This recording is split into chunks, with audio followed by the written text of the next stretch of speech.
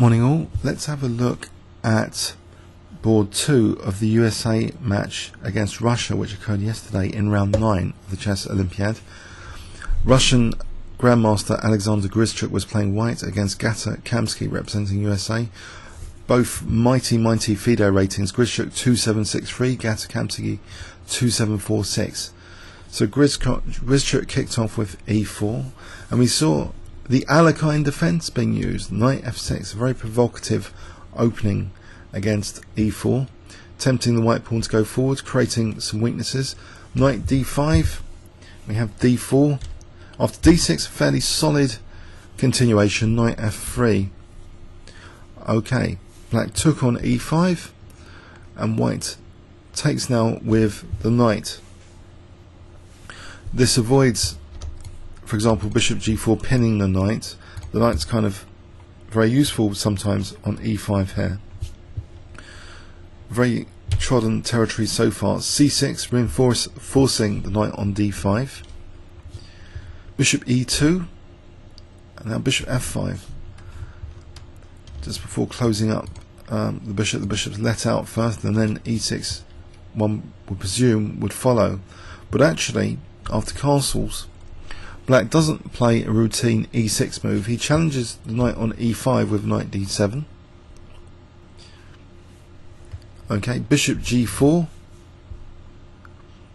This has been seen before a few times, this position. Bishop takes g4, queen takes g4. And here, a slightly surprising move. According to chessgames.com, the most popular common move is e6. But black dares to take time to fianchetto his bishop. Gata Kamsky plays g6. Doesn't seem like a bad move. Seems quite logical. Hyper-modern style, just undermine white's centre. White plays c4, which potentially creates some weaknesses to be exploited. The knight goes to c7. That seems perhaps a bit more useful here than going to b6. Rook d1. So the queen is supporting the rook, so only takes, you just take, leave a nice pawn on e5. Black ignored that, then played bishop g7. And then we see knight c3. So it seems, for the moment, it's a fairly pleasant position for white. Queen c8, very interesting move. So pressure is now being put for knight takes e5. White reinforces e5 with f4, and now black logically undermines white's centre with c5. White now plays knight e2. Here, if if c takes d4 is played, I think white's slightly better with taking on d7, forceful continuation, taking on d4, and white should be a little bit better here. There's not too many weaknesses. White has a space advantage, a grip on the centre. Should be a nice position. So a radical solution here after knight e2 was used actually by black. Black played actually f5 to cut away that queen from d7 here, giving black some interesting options now without this forcing line. You might think it's slightly weakening though. Okay, but if there's no light square bishop, this diagonal is not particularly that sensitive here. Queen g3, and now black does carry on undermining white's centre with c takes d4. Now knight takes d4, and black leaves white with a slightly vulnerable pawn. Knight takes e5, f takes. Okay, that does liberate the bishop though, and bishop g5 might be annoying on e7. Now blockade, knight e6 is set up. White takes this, and now with his e-pawn under fire, quite uncomfortably, as well as c4, it would seem inadequate to maybe play bishop f4 because of queen c4 here. White plays rook d5. A surprising energetic move now is played by Gata Kamsky here. If white's given an extra move, he'll just play bishop g5 and double the rooks, and it'll be quite pleasant and unpleasant for black. Control of the d file, d7, d8. So here actually, radical move again, B5, energetic, undermining the rook a little bit. If white is going to play bishop G5, taking this pawn is interesting. Okay, white takes the pawn with the rook, allowing now queen takes C4, and we get the queens coming off, queen B3, and it looks as though, well, if black does take here, what about this A file, this A7 is vulnerable? Doesn't that compensate for the E5 pawn? Well, black did take, and white did take with the A pawn. I know he's got wretched double pawns here, but the dynamism compensates. A6, rook B A5, keeping an eye on the E5 pawn for a moment. He just maybe wants to reinforce that and then take on A6. Rook D8. Now king F2 is played against ideas like rook D1. So now, okay, black plays a complementary symmetrical king F7, not just plain casting. King is keeping an eye on E7 against bishop G5s. Bishop G5, and now there's a potential threat for white to put the king in an awkward spot if it has to move back and this rook's imprisoned tactically, because this pawn is a bit vulnerable on E6 checks it. So actually black played an unusual looking rook move right behind the pawn, but it gives the king some scope to go backwards here without locking out the communication of without stopping the communication of the rooks here connected. So rook E1 now, supporting the pawn, and it looks as though, well, what's going on here? Black's got some counterplay here. Rook B8, he can counterattack on these two pawns now. Rook A3, rook B5. E5 looks a bit vulnerable, but it's moved forward here. E6 check. It's still vulnerable, is it? On E6, that's the question. G3, and now rook B6. One question here, if rook takes A6, there's always rook takes B3, and that's unpleasant. So G3, just wait and see what black will do here. So he does protect his A pawn, and it looks as though again, well here, it looks as though it's fairly balanced. Is it going to be a draw? Rook E2, white's position looks fair enough here. If we look at this, would we say one side has a major advantage? Not really. But, okay, play continues. H6. Now bishop E3 attacking the rook and leaving a situation soon. Of course it's leaving the pawn on pre, but this is going to be loose after. So rook takes bishop C5. And here, okay, this is tricky now. Rook takes E2 is an interesting alternative to rook C6, which is what was played. In this continuation, white is invited to take the pawn on E7, which he does. King F7. But let's have a look here. If the more simple, maybe forcing rook takes E2, would this leave black with anything? Well, rook C8, B4, rook C6 is again, it's an interesting position, but black might have some central pawn mobility coming up here. So I think it starts to favour black, this position. So you might wonder, well, did this pawn have to be left on pre on E6? After all, it looked like a menacing pawn. Why did white play bishop E3 here? So bishop F4, for example, rook C8, and it looks as though, well, the rooks are actually better quality than white's rooks, and this looks better for black anyway. You know, rook C6 could immediately try and win that pawn anyway. This pawn is now a bit of a liability, actually, with white's rook's position like this. So black is getting the edge now, it seems. So this continuation with bishop C5, well, okay, white gets a pawn back there. We have an exchange of rooks. And, okay, is it still going to drift into a draw, though, even though black now, after bishop takes b2, is a concrete pawn up? Well, bishop e5, black's got everything to play for to try and grind a win out of this, if possible. g5, b4. king comes to the centre, and white king comes to the centre. Bishop f6, bishop e3, bishop e7 starting to target b4, rook b2, h5 pushing his pawn majority. He's got a 3-2 pawn majority here. White liquidates on the queen side, b5, and now this rook's kind of potentially dangerous for coming in to black's position, maybe to attack this h5 pawn, but black's not too concerned for the moment.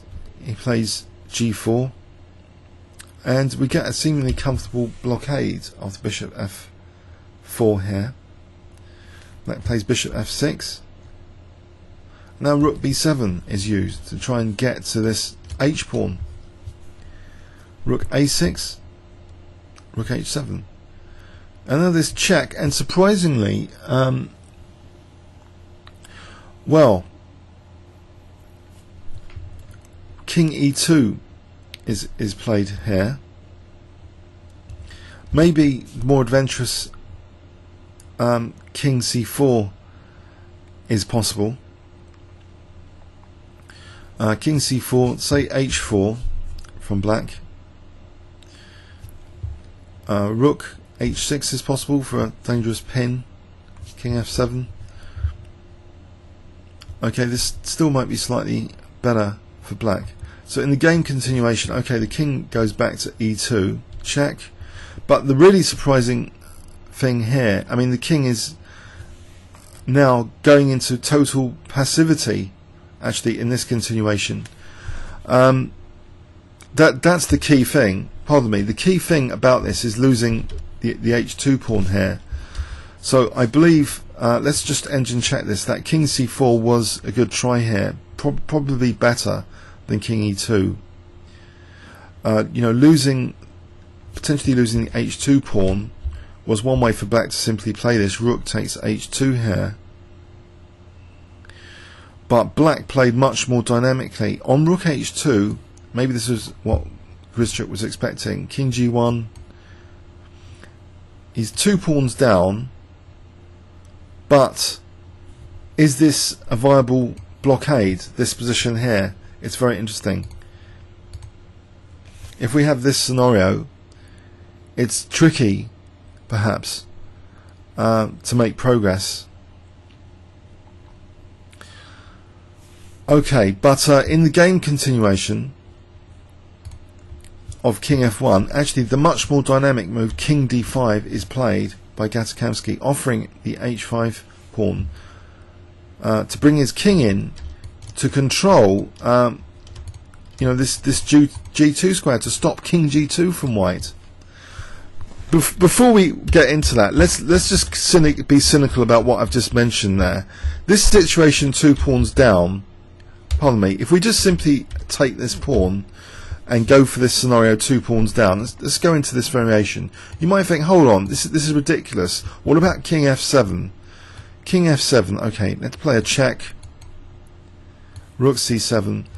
Does black make progress with h4?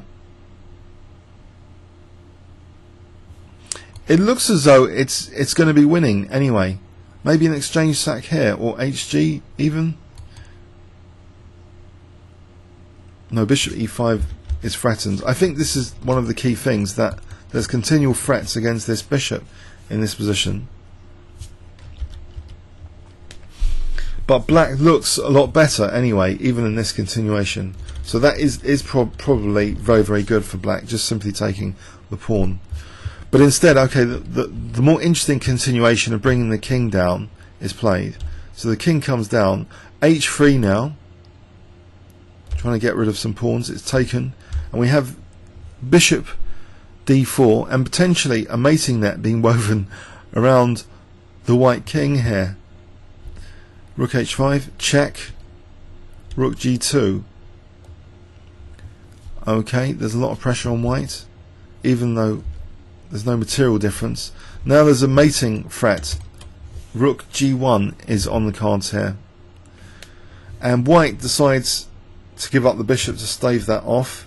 And theoretically, you might think, rook and bishop against rook is known to be drawing often in theory, but in practice it's often winning.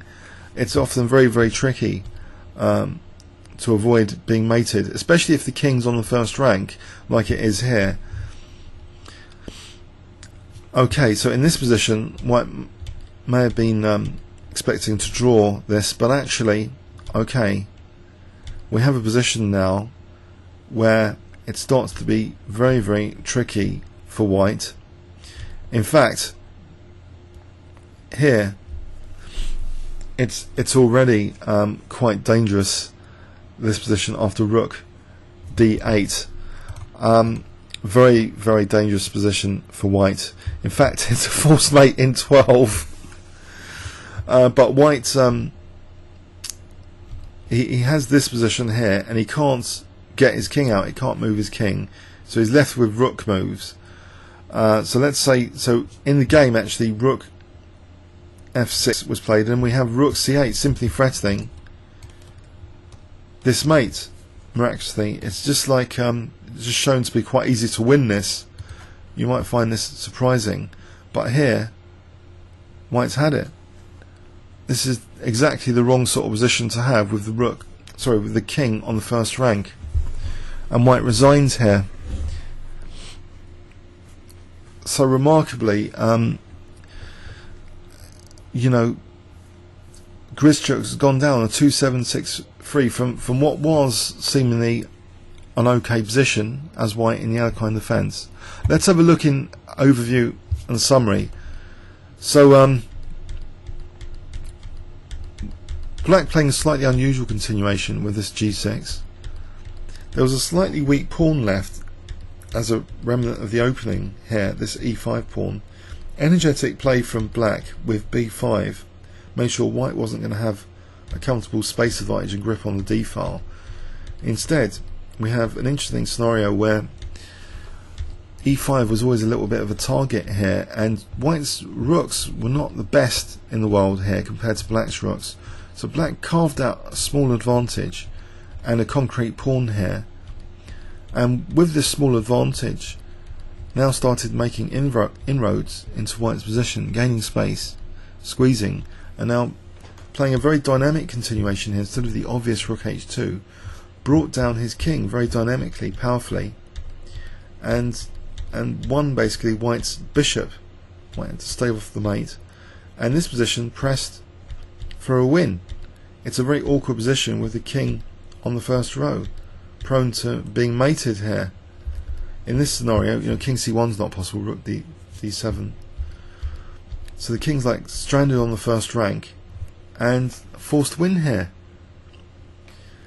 Wow, I hope you enjoyed that. Comments or questions on YouTube, and please check out the Nakamura against Kramnik game in the same match. Thanks very much.